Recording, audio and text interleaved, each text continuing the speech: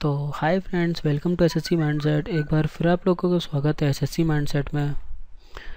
और आज हम बात करेंगे फिज़िक्स के पार्ट 9 की।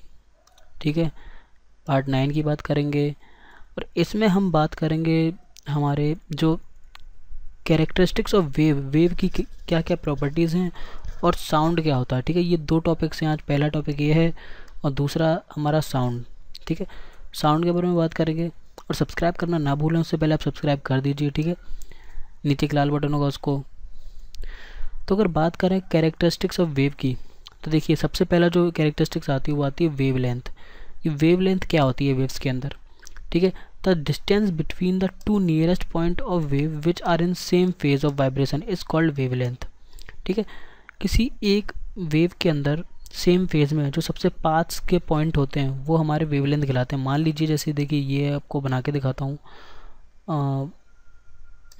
ठीक है, ठीक है, तो देखिए मैंने मान लीजिए कि वेव बना दी। ठीक है, जो ऐसे आपकी होके निकल के गई है। ठीक है, ये आपकी वेव है। तो इसमें सेम फेज में, मतलब मान लीजिए ये आपका जैसे क्रेस्ट है, ये ट्रफ है। ठीक है, ये आपका क्रेस्ट है, ये आपका ट्रफ है। तो यहाँ से लेके यहाँ तक की जो डिस्टेंस होगी वो आपकी वेवलेंथ कहलाएगी। ठीक है, क्रेस्ट से सबसे पास के क्रेस्ट तक और ट्रफ से लेके सबसे नीचे बगल के ट्रस तक। अगर आप बात करें क्रेस्ट से लेके ट्रस तक की जो एडजेसेंट डिस्टेंस होगी वो हमारी हाफ ऑफ वेवलेंथ कहलाएगी। ठीक है, तो क्या होती है हमारी वेवलेंथ? ये है हमारी वेवलेंथ। ठीक है, उसके बाद आता है हमारा नेक्स्ट पॉइंट जो है वो आता है एम्पलीट्यूड। ठीक है, अब एम्पलीट्यूड क्या होता है हमारा वेवलेंथ के अंदर? The maximum displacement of the particle of the medium from their original undisturbed position when a wave pass through the medium is called amplitude of the wave। ठीक है, तो क्या कह रहा है? The maximum displacement of the particle। ठीक है, किसी भी पार्टिकल का जो मैक्सिमम डिस्प्लेसमेंट होता है अपनी ओरिजिनल प्लेस से। ठीक है, मान लीजिए कोई पार्टिकल्स है वो यहाँ है, तो जो उसका मैक्सिमम डिस्प्लेसमेंट होगा, मान लीजिए यहाँ तक हो गया फिर वापस आया, तो यहाँ से लेके यहाँ तक का, ठीक है, जो उसका डिस्प्लेसमेंट होगा टोटल, वो हमारा एम्पलीट्यूड ऑफ द वेव होगा। कब तक का? जब तक वो वेव पास नहीं कर जाती मीडियम को। ठीक है, तो ये होता है हमारा एम्पलीट्यूड। उसके बाद आता है टाइम पीरियड। ठीक है, तो किसी भी वेव जो वेव चल रही है तो उसके वन कंप्लीट वेव को टाइम पीरियड कहते हैं। ठीक है, कितना वो टाइम ले रही है पूरा एक वाइब्रेशन लेने में। ठीक है, ये मान लीजिए ऐसे करके एक वाइब्रेशन हुआ है पूरा, तो इसको लेने में कितना टाइम वो ले रही है, ठीक है, पूरे को, वो टाइम पीरियड ऑफ वेव कहलाता है। ठीक है, उसके बाद आता है हमारी फ्रीक्वेंसी। की फ्रीक्वेंसी क्या होती है? The number of vibration produced in 1 second. ठीक है, तो एक सेकंड में कितने वाइब्रेशन ऐसे करके वाइब्रेशन हो रहे हैं एक सेकंड के अंदर। ठीक है, वो हमारी फ्रीक्वेंसी कहलाएगी। उसके बाद आता है वेलोसिटी ऑफ वेव। एक सेकंड के अंदर कितनी डिस्टेंस ट्रेवल कर रही है कोई भी वेव। ठीक है, 1 सेकंड के अंदर। ऐसा यूनिट होती है मीटर पर सेकंड। ठीक है, और वेलोसिटी ऑफ वेव क्या होती है? वेलोसिटी ऑफ वेव होती है frequency of wave upon wavelength of the wave. ठीक है, ये वेलोसिटी ऑफ वेव कहलाती है। उसके बाद आता है हमारा साउंड। ठीक है, साउंड क्या है? साउंड एक फॉर्म ऑफ एनर्जी है। ठीक है, जो हमारे सुनने के काम आती है। ठीक है, sound is a form of energy. Sound is that form of energy which make us here. ठीक है, साउंड एक वो एनर्जी है जो हमारे सुनने में हेल्प करती है। ठीक है और ये कैसे प्रोड्यूस होती है? Sound it produced when an object is vibrates. ठीक है, तो साउंड तब प्रोड्यूस होता है जब कोई भी जो ऑब्जेक्ट है वो वाइब्रेट कर रहा हो। ठीक है, वो आपस में टकरा रहा हो। ठीक है, तो हमारा जो वो है वो साउंड प्रोड्यूस करेगा। ठीक है, अब होता है प्रोपेगेशन ऑफ साउंड या ट्रांसमिशन ऑफ साउंड।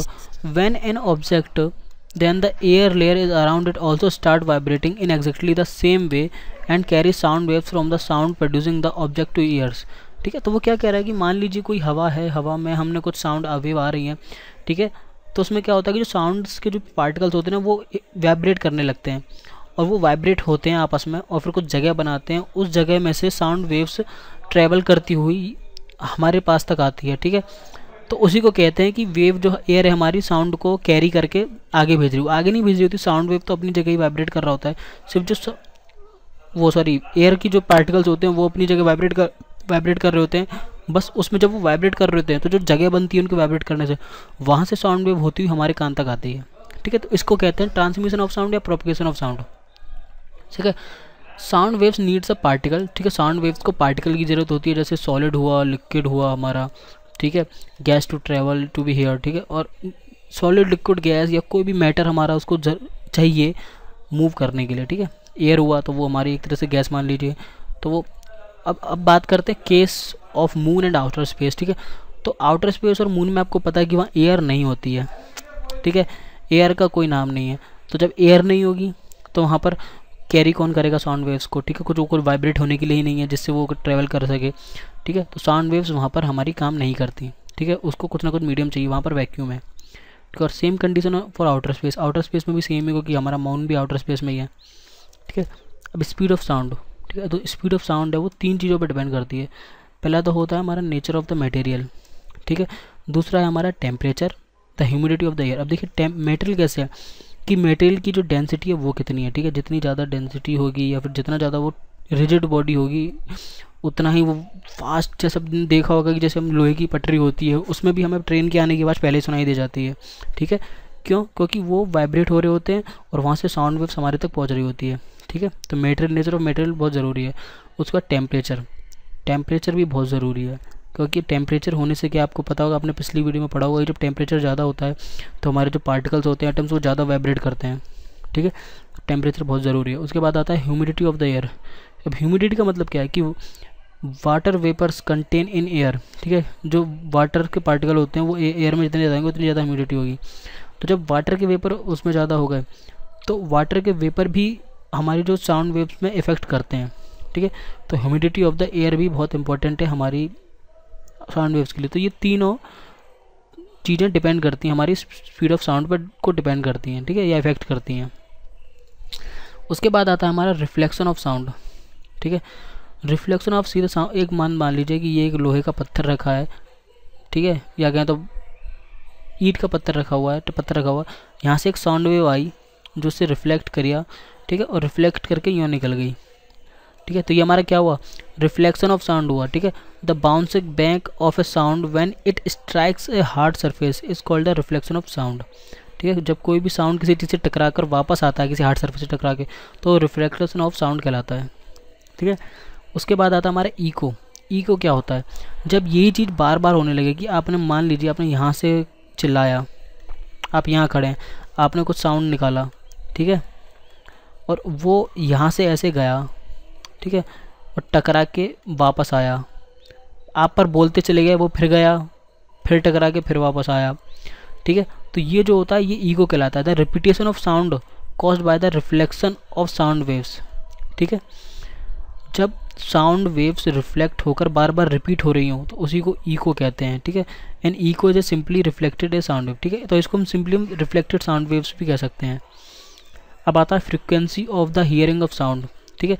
तो अगर ह्यूमन की बात करें तो ह्यूमन के लिए जो फ्रिक्वेंसी है सुनने की वो 20,000 हर्ट्ज से लेकर 20,000 हर्ट्ज तक होती है, ठीक है। और इसमें 2 प्रकार की होती हैं, देखिए, इंफ्रासोनिक साउंड्स और अल्ट्रासोनिक साउंड्स, ठीक है।